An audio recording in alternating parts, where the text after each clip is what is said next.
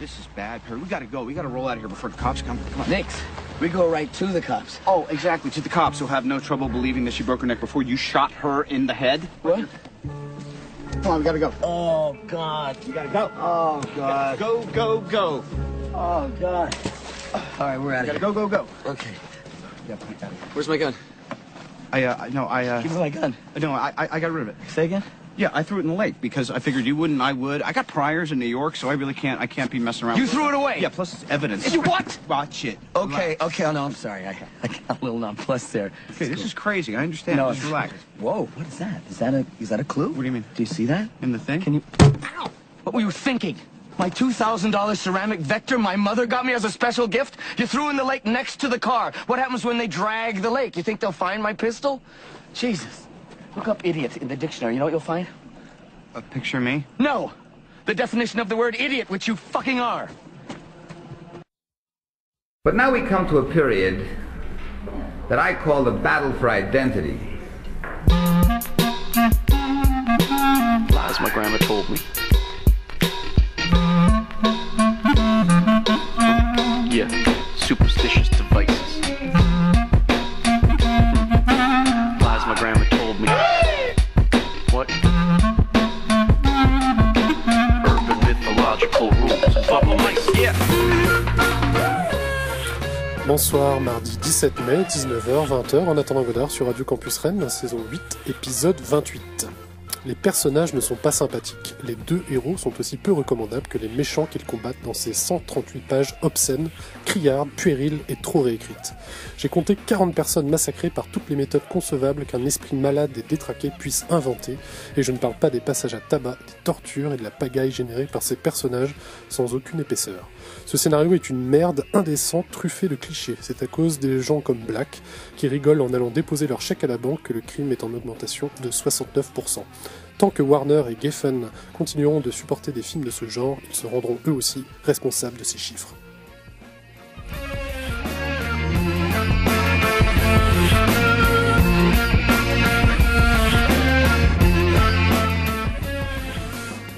Voilà, donc cette ouverture, c'était un extrait du Los Angeles Times en 1991. En fait, le scénario du Dernier Samaritain a été acheté aux enchères pour 1,75 million de dollars, donc une vente record, et le Los Angeles Times donnait son avis sur ce scénario.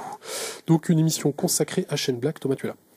Bonsoir Erwan, bonsoir à tous. Donc oui, émission spéciale Shane Black, et ce soir pour en parler, nous avons autour de cette table d'éminents spécialistes de la question. Donc pour la question du polar et du film d'action, nous avons bien évidemment Mathieu Bonheur. Salut les kids.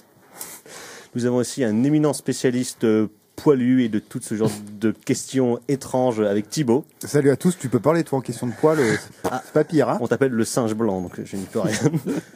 Nous avons aussi un docteur, un éminent spécialiste du corps humain en la présence du docteur Bonheur. Bonsoir docteur. Bonsoir.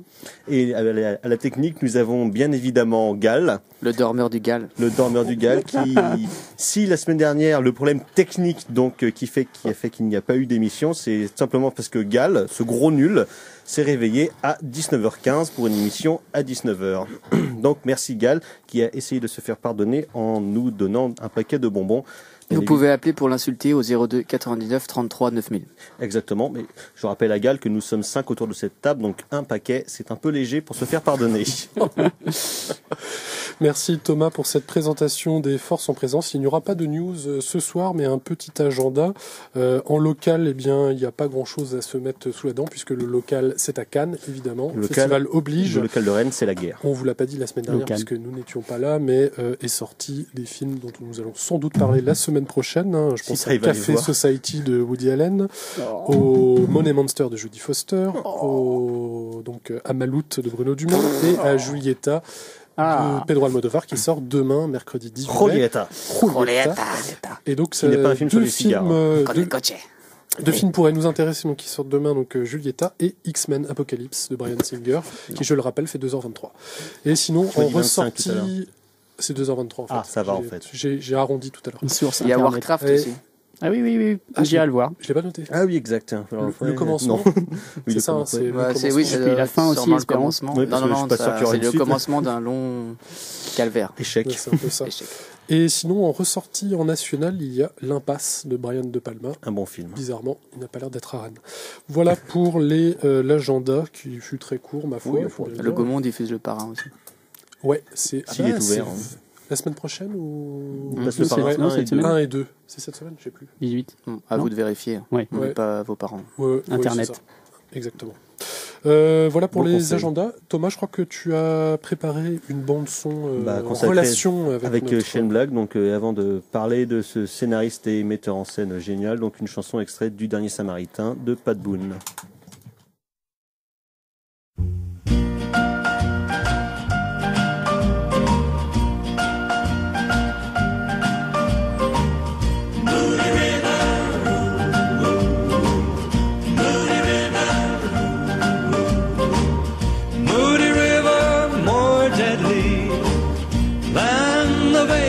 Night. Moody River, your muddy water took my baby's life. Last Saturday evening, came to the old oak tree. It stands beside the river where you were to meet me. On the ground, your glove I found with a note addressed to me. It read, "Dear love, I've done you wrong, now I must set you free. No longer can I live with this hurt and this sin. I just couldn't tell you that guy was just a friend." Moody River, more deadly than the vainest night.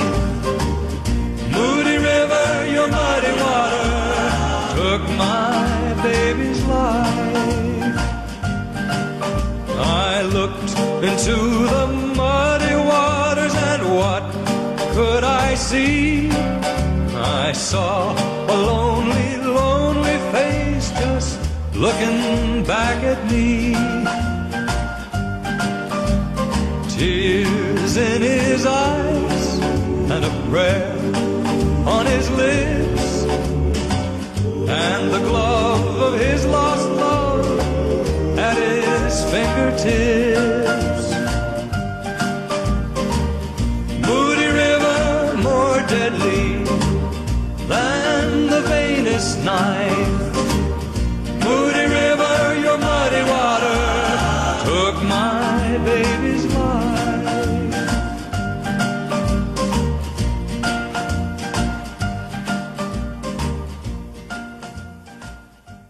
Vous êtes toujours sur En attendant Godard sur Radio Campus Rennes et c'était Pat Boone avec Moody Rivers, extrait de la bande originale du Dernier Samaritain, donc de Tony Scott et scénarisé par Shane Black, sorti en 1991. De Shane Black, donc il va en être très largement ce soir, il va même être question que de ça, puisque à l'occasion de la sortie de son nouveau long métrage The Nice Guys, qui est sorti dimanche et qui a été présenté hors compétition officielle au Festival de Cannes, donc que nous avons tous vu autour de cette table, sauf le singe blanc. Mais donc le sage blanc, non? Ah bah le singe. Oui. Donc de Shane Black, nous allons en parler. Et pourquoi en parler? À la fois parce que c'est un scénariste dont les films ici nous ont un peu tous bercés pendant notre tendre enfance, on va dire, et qui est quelqu'un de assez important dans le paysage hollywoodien des années 90 et du film d'action, qui était extrêmement important eux dans l'industrie après avoir eu un passage à vide et une petite dépression après la sortie de Au revoir à jamais de Rennie Harlin en 1995 et qui était revenu en 2006, donc il y a 10 ans, avec son premier long métrage en tant que metteur en scène, Kiss Kiss Bang Bang, dont on a entendu un extrait en pré-générique avec Robert Downey Jr. et Val Kilmer. Après, il a réalisé il y a 3 ans Iron Man 3, qui est à ce jour toujours le plus gros succès de Marvel au cinéma.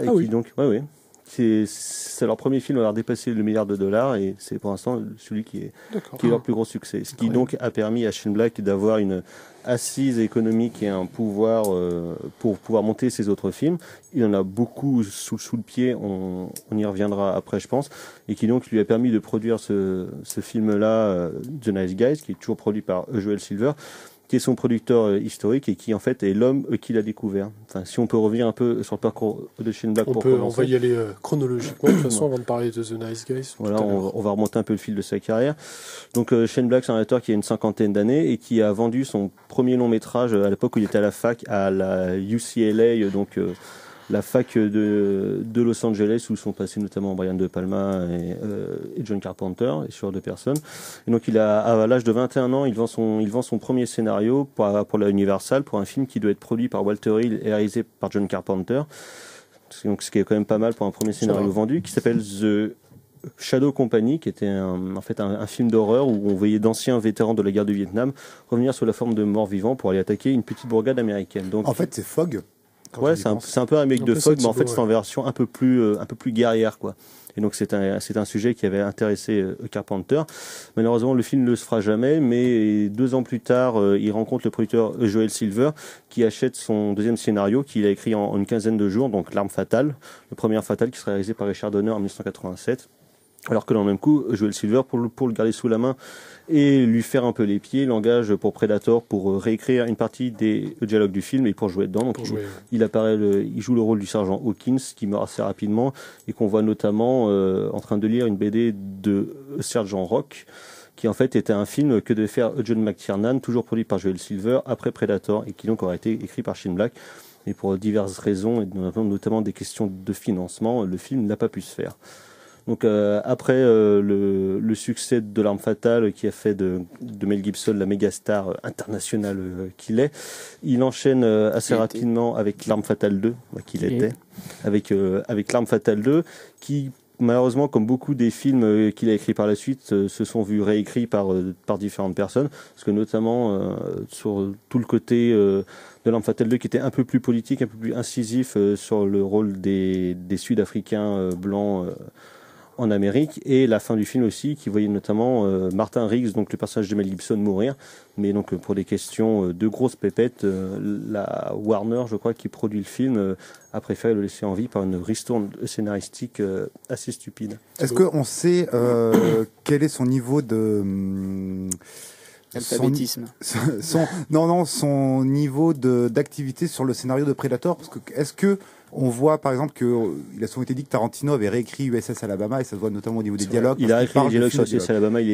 Tarantino était script-auteur sur pas mal de films pour les dialogues, donc notamment USS Alabama et du The coup, Rock. on peut se dire que si Shane Black, parce qu'on connaît son appétence un peu pour le dialogue un petit peu décalé, rempli de pop culture et en même temps qui coule de source et avec une tonalité un petit peu groovy, on pourrait se dire que la rencontre entre Carl Weathers et Schwarzy dans le Predator de McTee, on peut se dire que ça a été que ça peut être la griffe de Shane Black. Est-ce que du coup on sait vraiment quel était son niveau de Joel Silver, on n'a jamais vraiment parlé. Il évoque pas du tout sur le Blu-ray et le DVD du film. Shane Black a juste dit qu'il avait réécrit quelques panneaux pour le film, mais vu qu'à l'époque il était justement en train de réécrire L'Arme Fatale et de écrire Sergent Rock, je sais pas la part d'implication qu'il y a dans le film, qui était un film écrit par les frères Thomas, c'est Jim et Tom, je crois. Jim et John, non, je crois. Jim et John, je crois qu'en fait c'est un remake de Aventure en Birmanie et qu'ils ont un peu remanié, et Shane Black a été rappelé par Joel Silver pour refaire le film. Alors juste qu'il écrit juste le toc toc de Schwarzy quand il défonce ouais, c'est ça, knock knock.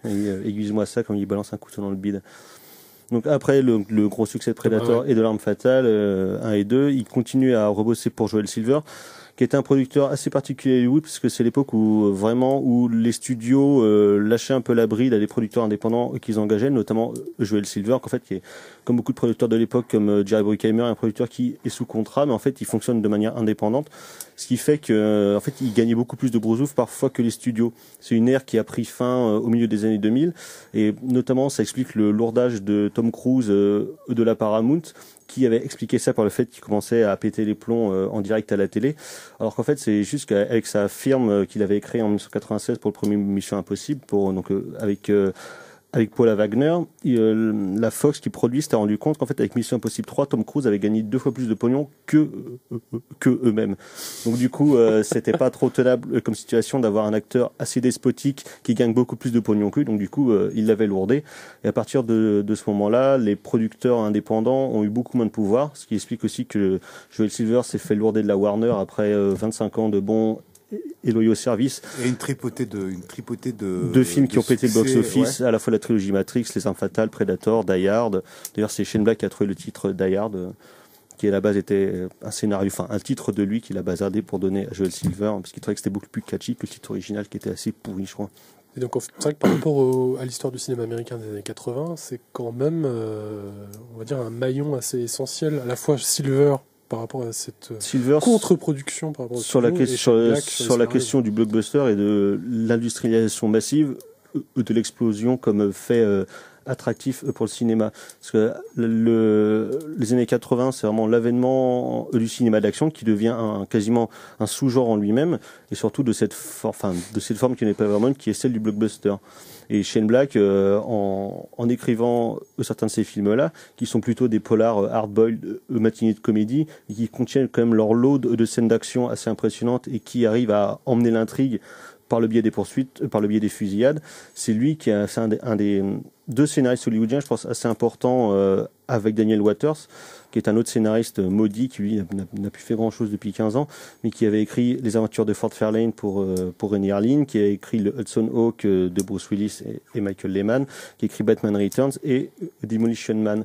Donc, il était un peu un scénariste assez similaire à Shane Black, parce qu'ils avaient vraiment une pensée, non pas ironique, mais respectueuse des genres qu'ils investissaient, tout en essayant d'avoir une réflexion justement sur ces genres-là par le biais des personnages qui étaient toujours un peu décalés, par le biais des dialogues, parce que ce sont des films qui sont énormément dialogués, qui sont souvent extrêmement drôles, qui apportent une certaine distance ironique par rapport à leur sujet, pour montrer qu'en fait tout ça c'est vraiment un peu du bullshit et un peu de la connerie, tout en même temps très respectueux des genres qu'ils investissent. Ouais, c'est-à-dire qu'ils sont très conscients quand même de l'héritage classique hollywoodien, et on le sent bien, on verra ça tout à l'heure avec The Nice Guys, mais on sent extrêmement bien ça. Il y a vraiment comment on va dire ça, un amour en fait de ces genres-là, et pas du tout un mépris ou une prise de haut. Shane Black et Waters aussi, encore plus chez Shane Black, c'est un truc conscient, c'est cet amour du cinéma et de la littérature pulp et des films noirs, par exemple.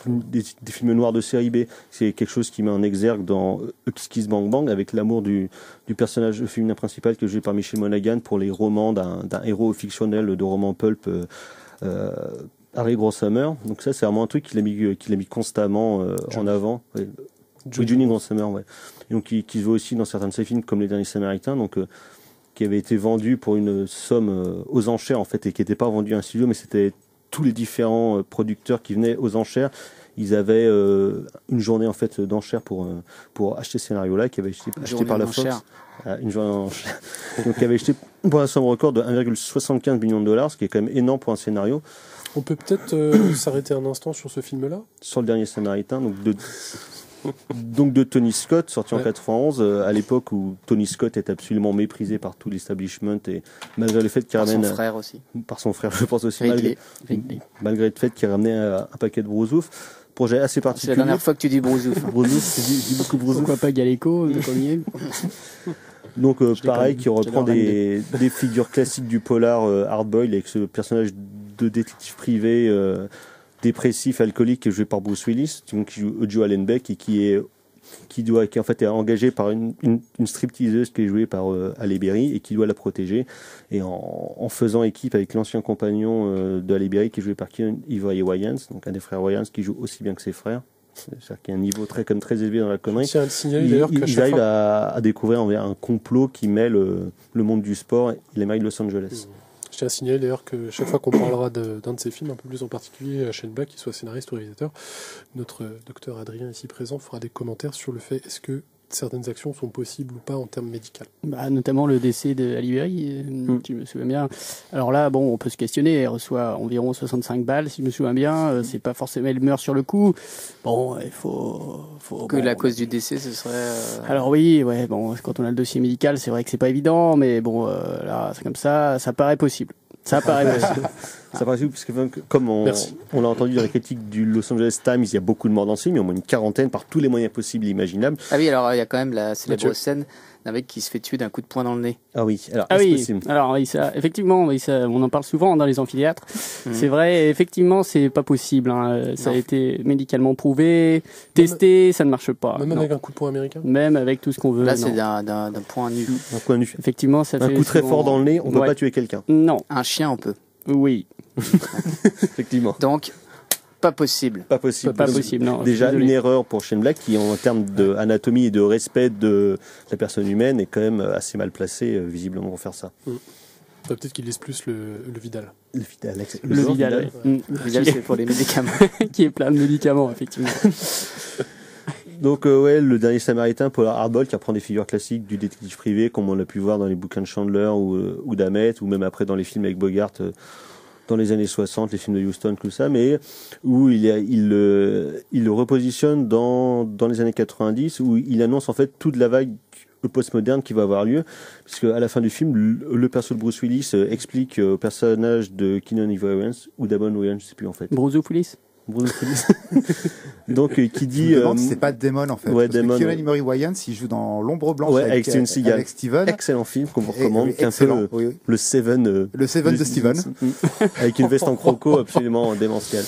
C'est toujours... il me semble que c'est Damon en fait. Ouais, exactement, c'est Damon où à la fin du film, il lui explique comment est-ce qu'il faut agir quand on tue quelqu'un. Vu que maintenant c'est les années 90 qui s'annoncent, on peut plus seulement tuer un mec de manière froide et dégueulasse. Il faut d'abord faire une blague d'abord.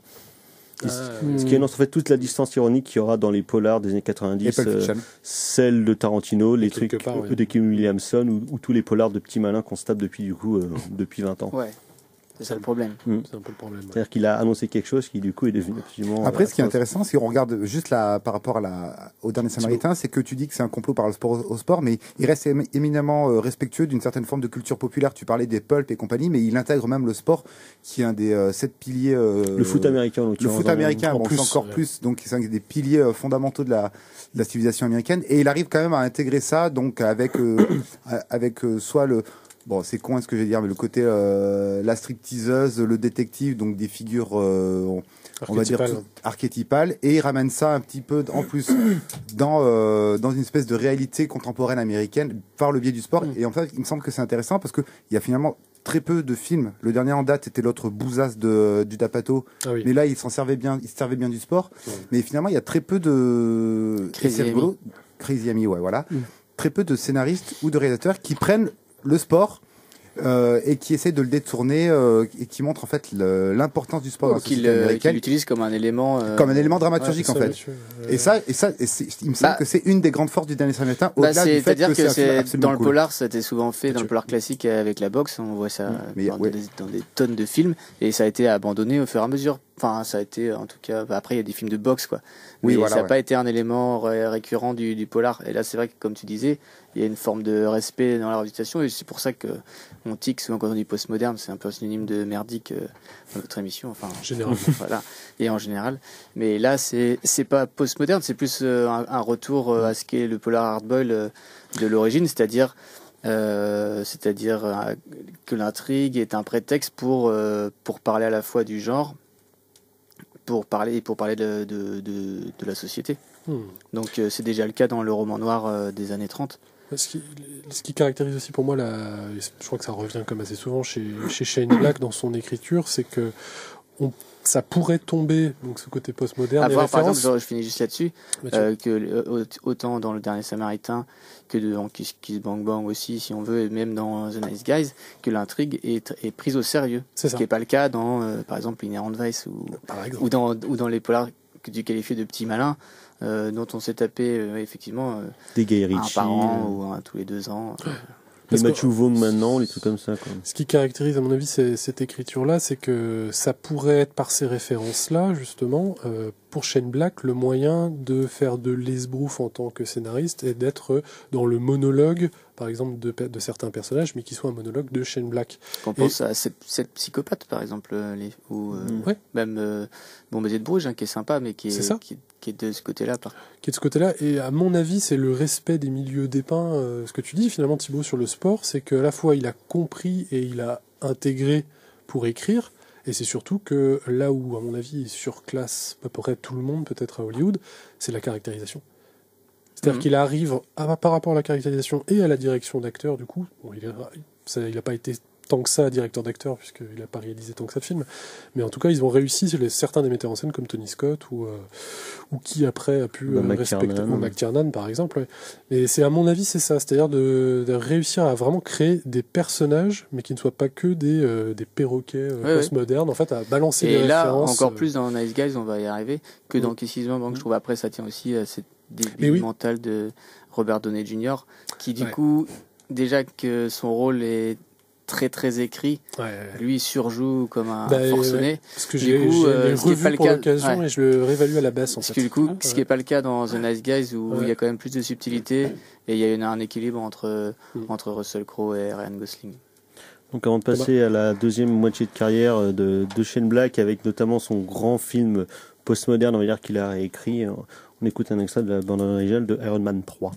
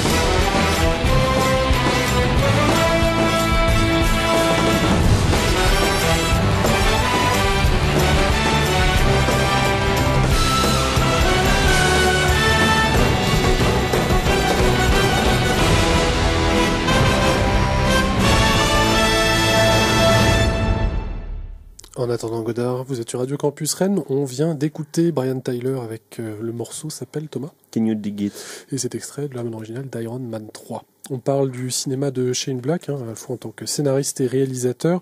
Thomas, on en était au Dernier Samaritain et on va parler d'un film de John McTiernan. Voilà, donc qui s'appelle Last Action Hero, sorti en 1993, autre bide cosmique. Le premier beat cosmique de la carrière de Shane Black, qui est en fait un film qu'il a réécrit pour la bagatelle de $1 million. Tranquillement. En fait, à la base, n'est pas un projet de lui. J'ai oublié le nom du premier scénariste. En fait, c'était prévu pour être un film d'auteur qui justement allait se moquer des films de Shane Black et de Joel Silver et des films, donc des gros films d'action aussi qui étaient réalisés par John McTiernan. Du coup, finalement, le film s'est fait écrire par Shane Black, réalisé par McTiernan et produit par la Fox, donc par Larry Gordon.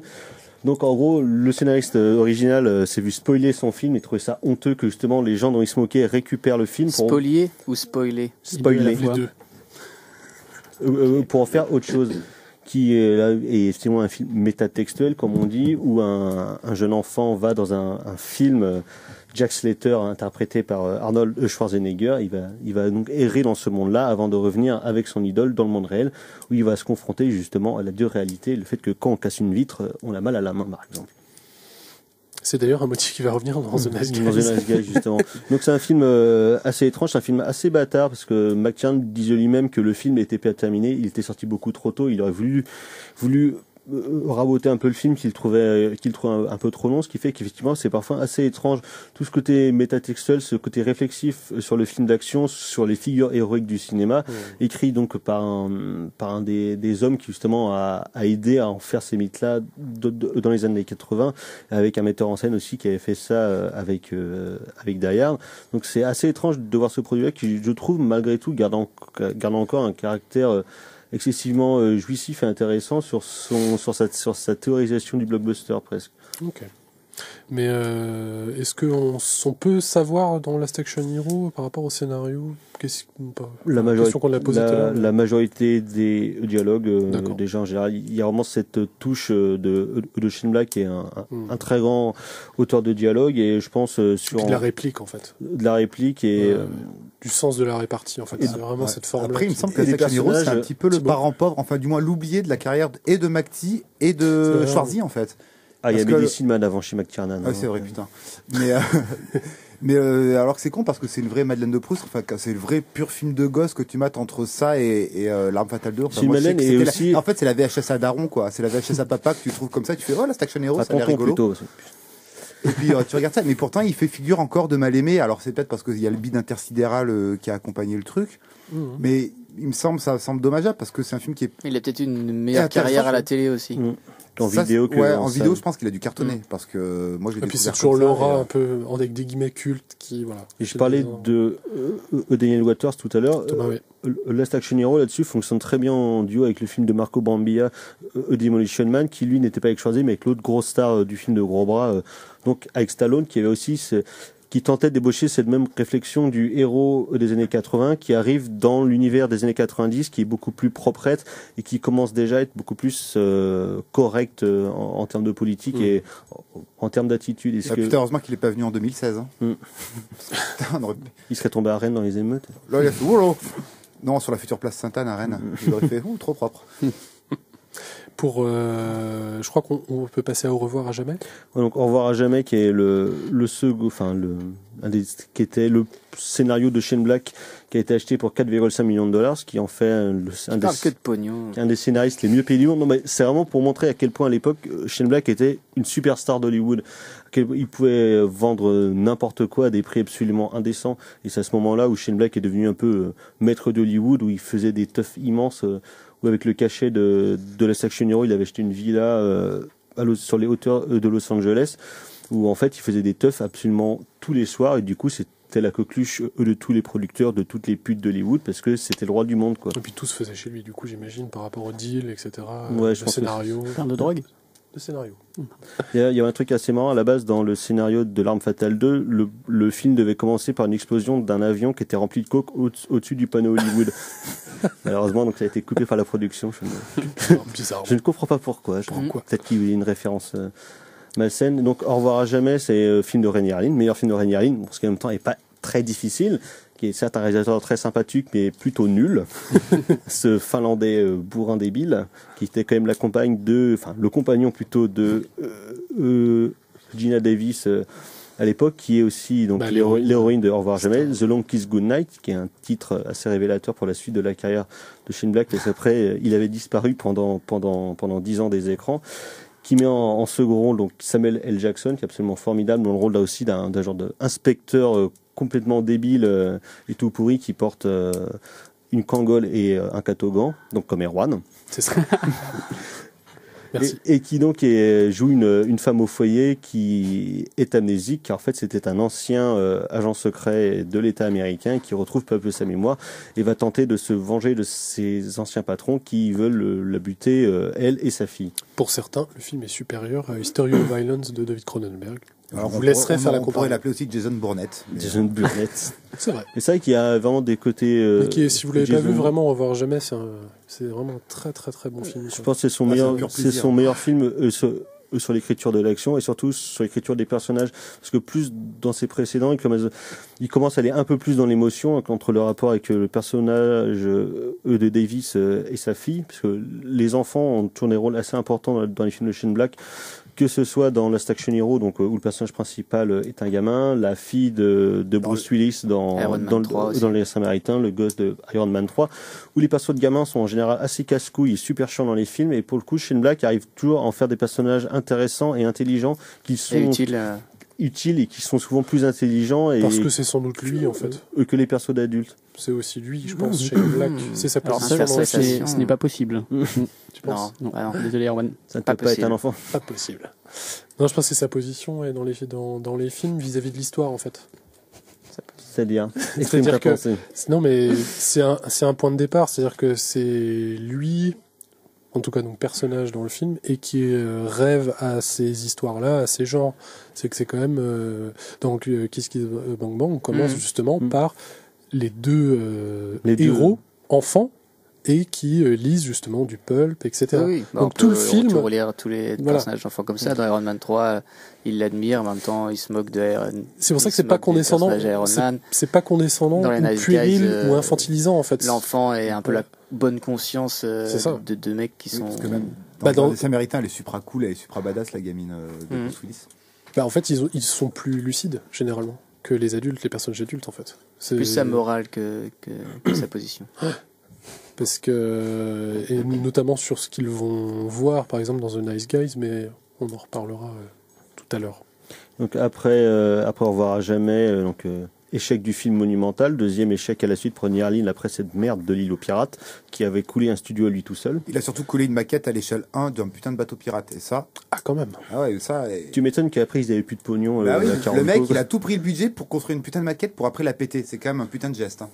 C'est surtout putain de con, mais... Putain. Donc après ça, Shane Black se tape une petite dépression, il perd tous ses amis parce que c'est des échecs, et au début des années 2000, au début des années 2000, il en est réduit à louer sa villa pour des tournages, notamment des X-Files. C'est à quel point la déchéance, quoi. Et étrangement, en fait, il est remis sur pied par un de ses amis scénaristes et réalisateurs, qui est James L. Brooks, qui est un des grands maîtres de la comédie, américaine, qui l'avait poussé à réécrire des films. Au départ, Shane Black, ça l'emmerdait parce que, en fait, le processus d'écriture, c'est un truc qu'il déteste étrangement, alors que pourtant il est quand même plutôt connu pour ça. Et il se met à écrire des films à la Brooks, justement, plutôt des comédies romantiques ou des comédies assez new-yorkaises, qui est un truc qui lui va pas du tout. Donc, du coup, il se décide à faire un film qui sera un mélange entre James L. Brooks et Joel Silver, ce qui donne Kiss Kiss Bang Bang, donc en 2006. Qui est son premier film en tant que metteur en scène, donc, où il y a parfois assez de lacunes, mais que je trouve quand même assez beau, à la fois parce que c'est assez émouvant sur ce côté assez nostalgique des films pulp, sans être non plus chiant ou gênant, tout en déroulant une véritable intrigue de pulp et de polar, dont on a parlé tout à l'heure sur les genres investis, où il y a parfois des passages obligés, comme la voix off, comme les gunfights, où il y a le personnage de Val Kilmer qui est inspiré par Anthony Pellicano, le détective privé qui a donné après la chute de John McTiernan, donc ce mec qui Guy Perry. Guy Perry, et le personnage de Robert Downey Jr. qui, comme le dit Shane Black, en fait comme beaucoup de ces personnages, est un schnock qui aspire à avoir une aura mythique, qui en fait ils n'ont jamais, mais ils essaient quand même de faire des actions qui va réussir à les élever. En fait, ils arriveront juste à se mettre de plus en plus dans la merde. J'ai moins pas forcément le souvenir trop en tête du dernier Samaritain, mais est-ce que déjà, parce que dans Kiss Kiss Bang Bang et The Nice Guys, le héros, même si souvent c'est plutôt bicéphale, c'est plutôt anti-héros, mais il s'en prend plein la gueule tout le temps. Ouais, ça c'est vraiment c'est une des constantes des films masochistes, ouais. C'est une des constantes de ces films où les héros se font toujours torturer. C'est pour ça que Mel Gibson adore autant L'Arme Fatale. Bah si, quand même, parce qu'une fois qu'il arrive dans le monde réel, quand même, il subit pas mal d'outrages physiques. Intéressant aussi, du coup. Ouais. Mais tous ces persos subissent des séquences de torture. Dans Kiss Kiss Bang Bang, c'est à coup de porte et de la gégène sur les couilles. C'est horrible. C'est possible. Très possible. Ça a été expérimenté en Algérie, première fois. Ok. Mais oui, non, il y a ça dans Kiss Kiss Bang Bang. Alors, en le revoyant là pour l'émission, j'étais un peu. Ce qui m'a un peu gêné, c'est la voix off. Pas en soi, parce qu'effectivement c'est le film noir, mais la voix off et l'adresse au spectateur. Et cette connivence là, en fait, c'est assez lourd en fait. C'est vrai que son rapport est peut-être un peu moins travaillé. Ouais, mais c'est Robert Jr. aussi qui fait passer le film de l'autre côté de. En revanche, La classe. en termes pareil, de situation, de réplique et de répartie, c'est vraiment d'anthologie grâce aussi à un Val Kilmer extraordinaire. quoi, vraiment. Qui a rarement été aussi bon. Ah ouais. Là, là-dessus, Surtout que Val Kilmer, il sortait de quoi à l'époque? Rien. Le restaurant. Le sein, Ouais, du restaurant, le ouais. sein, Le sein? Non, le c'est en sein, c'était 97. ouais, c'était pas... Les- Un truc comme ça. exagère. Non, il avait rien quoi. fait. Batman Forever, c'était fin 90. Ouais. Et même Robert Downey Jr. en fait. Bah en fait c'est un peu ça. Si Robert Downey Jr. est aussi attaché à Shane Black et à Joel Silver, c'est parce que ils l'ont sauvé de la dépression, de l'alcoolisme et surtout de son chômage.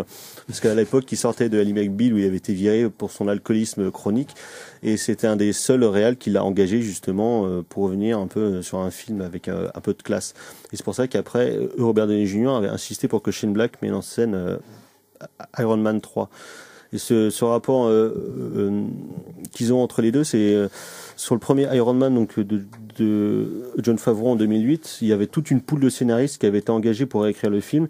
Shane Black avait réécrit le premier et le deuxième acte, donc toute la transformation en héros, toutes les choses dans la grotte en Afghanistan, et le troisième acte du film, donc qui est le plus Moi, j'aime faible, beaucoup, qui Iron Man, est le premier. plus faible des trois actes, avait été réécrit par J.J. Abrams, qui peut nous expliquer beaucoup de choses sur les faiblesses d'écriture de la fin du film. D'accord. Et donc il recommence à avoir une position un peu puissante en tant qu'auteur à Hollywood, qui fait qu'après il a pu faire Iron Man 3 et faire ses autres projets parce qu'il a encore pas mal sous le coude. Il a notamment une adaptation des romans pulp Doc Savage qui avait connu une adaptation nullissime dans les années 80. Il a aussi adaptation d'un manga japonais que je pense qu'il fera jamais, mais il a déjà été payé une blinde pour le faire, donc du coup ça le dérange pas. Et là il travaille sur une nouvelle version de Predator. Avant de faire une dernière transition, est-ce que il y a quand même quelque chose qui revient depuis qu'on parle au moins du Dernier Samaritain, mais c'est qu'il y a quand même la corruption. C'est une société quand même complètement gangrénée qui est là depuis quand même le début. C'est-à-dire que toujours des manifestations comme ça. Et dans Iron Man 3, je trouve que c'est assez malin. C'est-à-dire que le terroriste ou la figure terroriste est une création même en fait de l'État. Oui, est une blague médiatique pour faire passer la. C'est-à-dire qu'on alimente le spectacle de toute façon. Quoi. Ça c'est pareil. Dans Iron Man 3, c'est repris après pour s'adapter à l'univers de Marvel et de Iron Man. Ouais. Mais la figure de Ben Kingsley. Dans The Nice Guys, et on en parlait tout à l'heure, la séquence finale se termine par un des deux personnages qui reprend l'alcool. Ouais. Parce que ça, c'est le motif de l'alcool dans le polar Hardboiled, le polar à la Dashiell Hammett. C'est ce qui permet de... C'est l'antidote, en fait, des privés qui voient les rapports sociaux corrompus, mais qui, eux, ont une éthique personnelle, mais qui peuvent vivre dans le monde corrompu qu'au prix de leur autodestruction. C'est la barrière aux enchantements, aux illusions. Il n'y a pas de détective qui soit pas alcoolique, et pas juste parce que pour des questions dramaturgiques, parce que c'est vrai que là c'est poussé. C'est pour ça que la figure de Bruce Willis est intéressante dans les Die Hard aussi, puisque c'est exactement ça. Toujours, ouais. Le Die Hard 3, c'est quand même un mec qui... dans le Dernier Samaritain. Sale gueule de bois. Encore plus. La figure du détective alcoolique, c'est le détective alcoolique. Un détective qui n'est pas alcoolique, c'est un policier en fait. Enfin, il serait presque un policier. Quoi. C'est étonnant puisque un mec respectable. Et puisqu'en plus, il y a quand même un personnage de Russell Crowe dans The Nice Guys qui est blasé tout le film, mais qui finalement se réveille, reprend sa vie en fait en buvant. Mais du coup, en étant plus blasé, en acceptant qu'il y ait une morale. C'est ça. Qui soit supérieure à celle des rapports sociaux qui donc sont corrompus, et du coup il se condamne à reboire. Ouais. Sur ces bonnes paroles, Thomas. Sur ces bonnes paroles, donc avant Paul de parler plus précisément de The Nice Guys, une chanson extraite de la bande originale du film de Herb Alpert.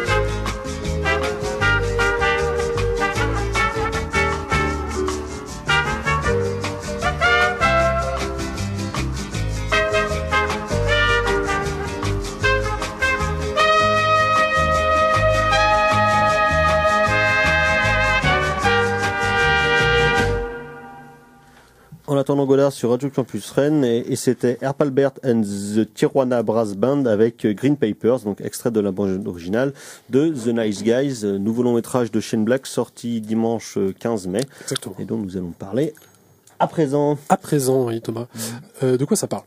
Donc, polar qui se déroule en 1978, qui suit les tribulations d'un... 77. Parce qu'il y a un événement qui va arriver en 78, c'est quoi déjà? Un salon, un truc de Détroit, les voitures. Parce que c'est le salon de 78 en fait. Quoi cette histoire de voiture déjà? Qu'est-ce que c'est? Les automobiles. Donc, c'est le salon de 78 qui annonce. Oui, et puis au début, il y a bien un carton 77 vu qu'avec la scène d'ouverture. Exact. Un détective privé donc est joué par Ryan Gosling, assez exceptionnel, qui joue un détective un peu maladroit, un peu peureux, un peu un genre de clone de Pierre Richard, transporté dans le monde du polar des 70s. Ouais, bien alcoolique, hein, et qui fume beaucoup aussi. Parce que bon, comme on en parlait tout de suite, c'est un cliché, mais là, s'il boit quand même du soir au matin, du matin au soir, en forçant sa fille à s'arrêter au bar. C'est un problème. C'est pas, il est pas juste alcoolique comme dans. Il a perdu sa là. Et en plus, c'est pas cool en fait. Un ressort narratif. Non, c'est ça, c'est pas cool. C'est pas cool. Au début, ça pourrait paraître cool. Enfin bref. Et qui donc fait équipe avec le personnage de Russell Crowe, qui est un homme qui est engagé pour faire peur ou bien pour tabasser des gens qui font appel à ses services. Et ils vont devoir... Une sorte de recouvrement de dette, quoi. Mais qui recouvre rien à part donner des coups. C'est ça. Et qui donc doivent faire équipe pour retrouver une jeune fille qui a disparu, qui s'appelle Amelia, et qui rôdait dans les milieux du cinéma expérimental et pornographique de Los Angeles. Donc en mettant cette enquête dans tout ce milieu-là, ils vont bien évidemment mettre à jour un complot beaucoup plus vaste qui implique donc le syndicat des fabricants de voitures. C'est ça. Et donc oui, on l'évoquait tout à l'heure, c'est-à-dire que le film commence par une séquence où un jeune garçon, on va dire quel âge, une dizaine d'années en fait, gamin de Iron Man 3. va chercher, oui c'est ça en plus, oui, va chercher en fait sous le lit de ses parents une revue porno. Et donc il regarde la page centrale, la fameuse page centrale, que l'on voit une femme nue dans une position assez particulière, et donc il sort, évocatrice. Il se balade dans la maison, non, il est dans la cuisine, et une bagnole, il y a un accident de voiture, on voit une bagnole arriver au-dessus, et traverse la maison. Une femme est éjectée de la voiture, et cette femme en fait est celle qui a regardé dans le magazine et qui a exactement la même position. Déjà, on peut faire un petit point médecine. Dr Bonheur.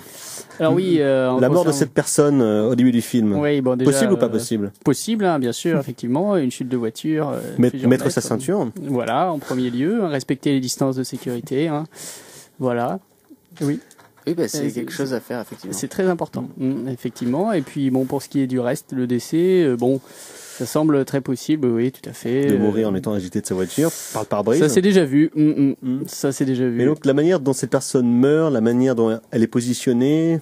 Alors bon, oui, c'est un peu plus compliqué que ça, effectivement. Je pense que là, pour le coup, peut-être le cinéma a repris ses droits. Hein. Je m'avance. Je suis en tant que professionnel de santé. C'est vrai que c'est pas on peut pas forcément retrouver des gens comme ça à côté d'une voiture aussi suggestivement. Puis généralement, les gens qu'on retrouve à côté des voitures sont un peu moins sexy que cette personne, bien sûr. Hein. Malheureusement, les gens qui meurent sont moches, c'est ça? Ouais, généralement, ouais. Et gros. Merci, docteur. Ouais. Mais pour The Nice Guys, en fait, l'intrigue se lance en fait par se déclenche par ce biais-là, par cet accident de voiture. Et ensuite, donc il y a l'intrigue avec Amelia, qui rôde. Qui est jouée par la fille de Andy McDowell. Ah, bon. Ah ouais. Alors là, il aurait dû prendre Andy McDowell pour jouer sa mère. Kim Basinger. Kim Basinger, finalement. Ouais. Mais ce qui est hyper intéressant, notamment sur comment dire, la carrière, avec des guillemets, mais de Ryan Gosling, c'est que moi j'avais rarement vu Ryan Gosling aussi bon, aussi bien joué, et aussi libre en fait aussi de son jeu. C'est-à-dire qu'on sent qu'en termes de direction, exactement, il y va à fond. Il l'a retenu dans ses rôles habituels de miné. C'est ça. Et c'est un peu c'est un truc très années 2000 en fait, de jouer à l'économie. Et là, ça fait plaisir de... Et lui, il prend du plaisir. Voilà. Mais c'est ça en plus, ouais. En fait, on peut voir vraiment jouer. Bon par la comédie Crazy Stupid Love, le film est pas terrible, hein, voire même nul. De deux tâcherons qui ont fait... avec Steve Carell. Ouais, voilà. Steve Carell, toujours Steve Carell. Mais en fait, tu vois Ryan Gosling, qui, quand il se lâche en fait de son rôle refnien, on va dire ça comme ça. Bah oui, malheureusement. Mais il a une The Place Beyond the Pines, c'est la même chose en fait. Il a une appétence pour la comédie. Et on en fait, le voit tu en sens qu'il est promo, très fort en comédie. On le voit en promo ou quand il fait des sketchs avec, je sais pas s'il était dans la Saturday Night Live, mais enfin ses Il apparitions. était au Mickey Mouse Club quand il était petit. Oui, déjà c'est de là qu'il vient, c'est sa culture. Et Et Justin non, Timberlake. il a une proportion au rôle À faire comique le guignol. qui est évidente. Et en plus, c'est avec pas simplement un rôle comique, hein, puisqu'on en a parlé, il y a quand même une belle profondeur dans l'écriture des personnages. Bah, c'est surtout qu'en revoyant là Kiss Kiss Bang Bang, je me suis dit que le film là, donc The Nice Guys, est à mon avis en tout cas supérieur déjà en termes de structure en fait, puisque le film fait quand même presque 2 heures et franchement il n'y a Pas regarder la montre. Bah c'est un peu ça, c'est-à-dire que à un moment donné ça Et pourtant, pourrait, j'ai une belle en fait c'est montre. relancé par vraiment une bonne idée. De ce point de vue-là, c'est aussi l'anti-Inherent Vice. C'est ça. Ça marche là-dessus et puis j'aime bien aussi le côté assez théorique aussi sur par exemple l'utilisation par rapport à la corruption, etc., mais par exemple de ce cinéma porno et du fait que Shane Black raconte aussi que dans un film on peut aussi faire passer des messages qui peuvent servir à changer C'est les théorique, choses, par mais exemple. c'est théorique, mais c'est pas un truc qui est lourd. Et c'est pas lourd, et en plus son positionnement est assez honnête, au sens où ces personnages vont par exemple se gosser d'activistes hippies dans une scène géniale, et on pourrait se dire bon bah oui c'est très drôle, mais c'est typique de la position d'anarchiste de droite qu'on trouve souvent chez les mecs cool en Amérique et à Hollywood en particulier. Mais bon, il y a un côté aussi, toujours ce côté moral avec leur alcoolisme et le fait qu'ils croient fermement pouvoir dénoncer un complot d'État et c'est ça en fait, et qui sont prêts à se mettre en danger, à mettre leur vie en danger. Moi, c'est pour ça que je ne vais pas trop révéler la fin, mais la fin, moi, je la trouve vraiment. Je m'attendais pas du tout Il y a que ça une se mort termine sur cette brutale à la note-là, fin en fait. qu'on va pas spoiler, que je trouvais un petit peu, dans la façon dont elle est mise en scène, un petit peu du côté second degré qui.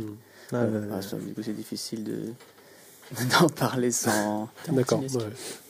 Ouais, il y a un petit côté tarantinesque dans la mort de.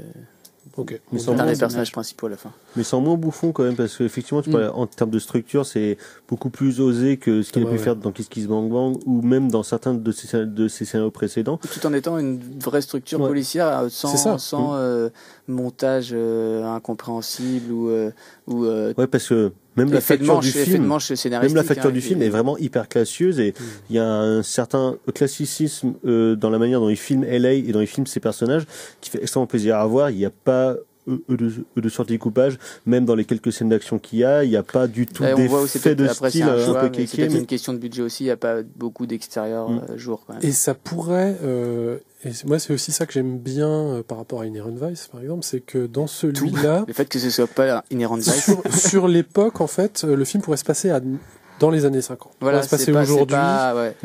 C'est un fantasme en fait. Ouais, et ça j'aime beaucoup sans que ce soit postmoderne. C'est surtout que c'est le décorum qui l'intéresse. C'est les années 70 qui sont une période, c'est charnière dans l'histoire des États-Unis, avec la fin de la guerre du Vietnam, avec les nouveaux activistes, avec l'arrivée des nouvelles industries qui prennent de plus en plus de puissance, et surtout le fait qu'il fait un film qui se déroule dans les 70s, donc on peut fumer partout, on peut picoler tout le temps, on peut voir plein de gonzesses à poil.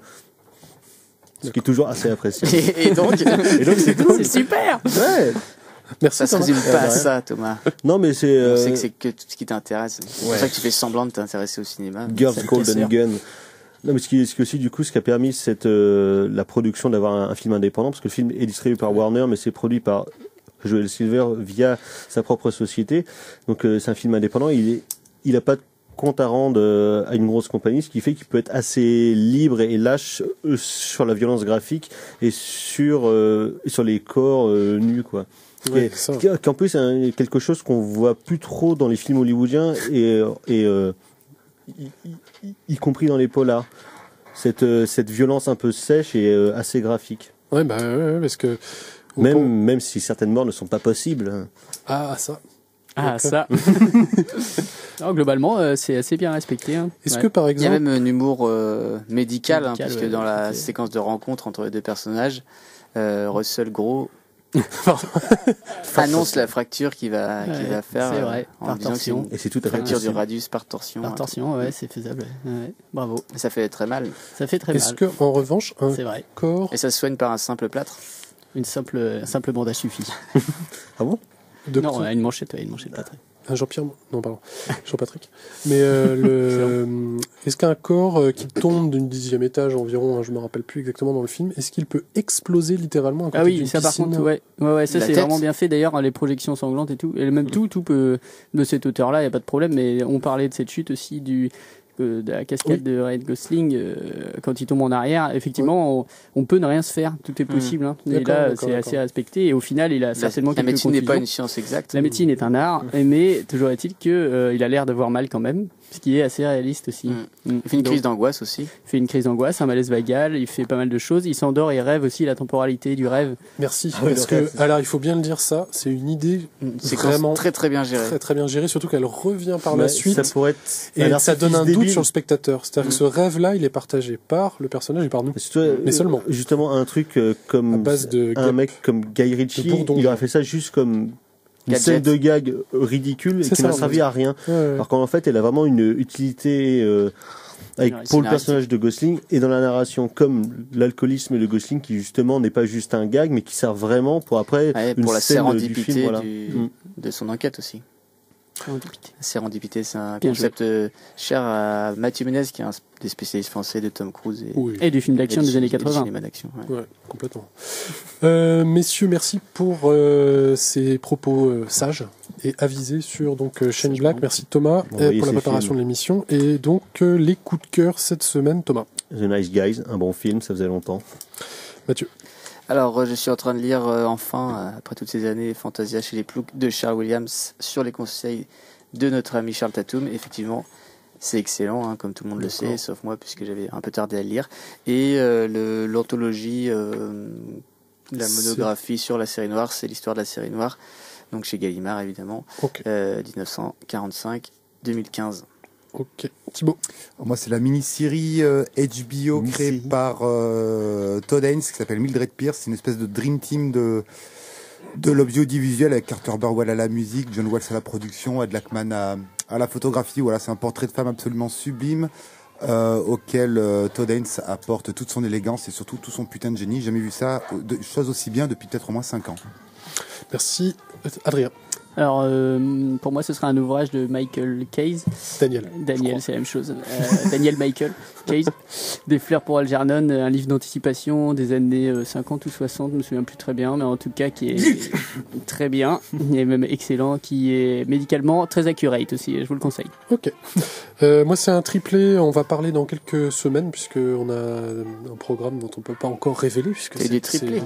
Un triplé, du coup, la dernière caravane de Delmer Daves qui vient de sortir en Blu-ray chez Sidonis, et surtout donc revoir Révélation pour le Russell Crowe, comme tu le disais, Mathieu, qui est déjà formidable et le film est toujours aussi bien. Et quand même une découverte, parce que je suis pas sûr de l'avoir déjà vu en fait, c'était Mad Max 2. Et Formidable. c'est pas mal. Tu l'avais pas vu? Ben, je crois pas. Médicalement aussi très très juste. On vous laisse Hyper avec accurate. les vêpres du rock. On remercie Gal pour la réalisation de cette émission et à la semaine prochaine. Salut. Ciao.